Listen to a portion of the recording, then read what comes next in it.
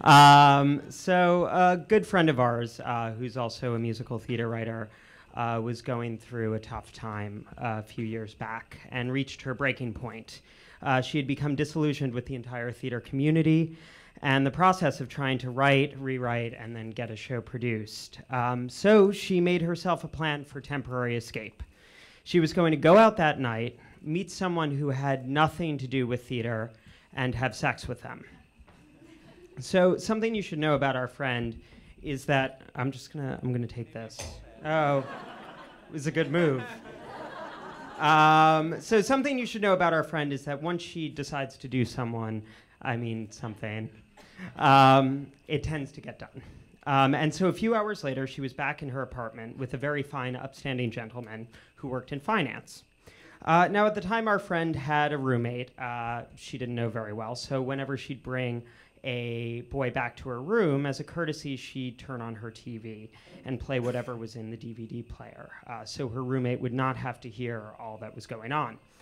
That particular night, the DVD in the player was a taping of the final performance of Rent on Broadway. And our friend, valiantly trying to escape from the theater into the arms of a probably very attractive man, suddenly stops when she hears One Song Glory. As the iconic and heart-wrenching ballad continues, our friend just starts crying. First a few tears, and then she's outright bawling. The very, very sweet and now very, very confused finance guy tries to comfort her, asking, "What's wrong?" And our friend can only reply, "It's just, I'll never write a song this good."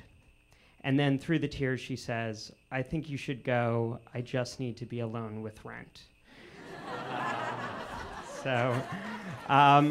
The details of my friend's night are perhaps different on the surface from the important moments in many of our lives that are connected with Rent.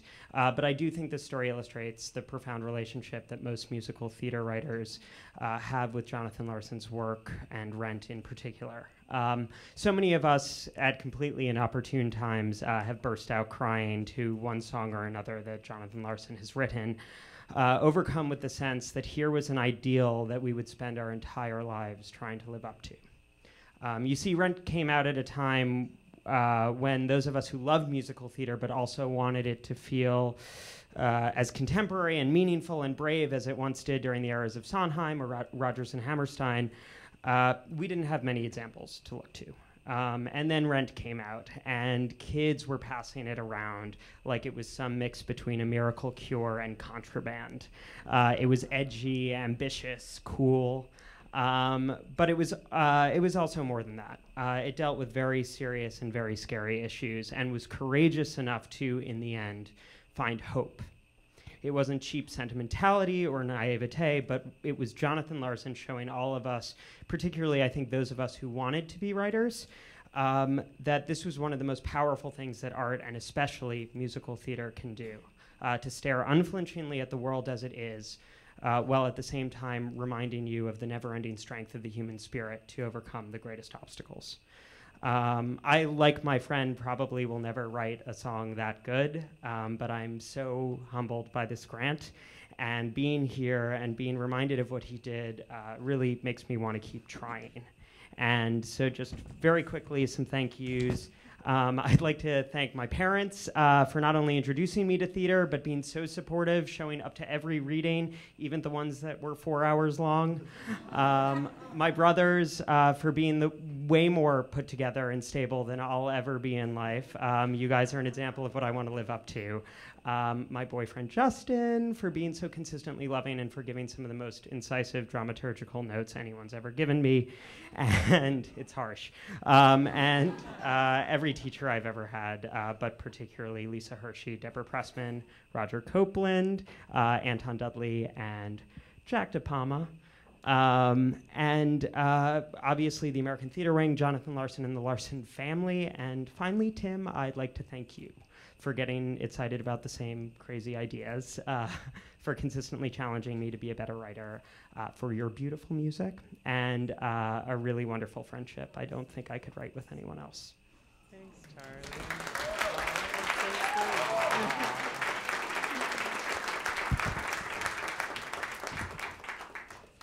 Hi, everyone. I'm sorry there are two of us, so you get two speeches. So I would like to also thank my super supportive family and friends, and the Larson family, of course, and the American Theater Wing for this amazing recognition, and Charlie, of course, for that beautiful story about One Song Glory. You know, it's so rare you get a pat on the back and $10,000. I honestly can't remember the last time it happened. I have nothing to compare this to except my 8th grade confirmation. I got a pat on the back, a few $100s, and a Virgin Mary statuette. So, and for me, it was really all about the Virgin Mary statuette. She looked so pretty.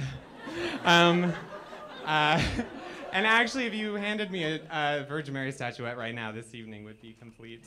I'd love to mention some of the people that have been influential to me in my career in music. My parents, John and Donna Rosser. There's absolutely no way I would have stuck with piano lessons, gone to music school, or moved to New York City without their support, which means I'd be cowering in my childhood bed right now without a job, probably watching Mary Tyler Moore reruns and eating, which actually sounds amazing. I also have to give a shout out to my late grandmother, Agnes Caldwell, for making me want to play piano as well as she did. The two great music teachers in my life, my childhood music teacher, Sandra Hess, and my current music teacher, Mary Mitchell Campbell, both opened doors I never would have had the courage to knock on and made me believe that I should walk through them. And I'd like to point out Andrew Lippa and Mark Brokaw for being among the first aboard the Tim and Charlie bandwagon before we even had all the wheels on. And we're basically just pulling it ourselves and making horse noises.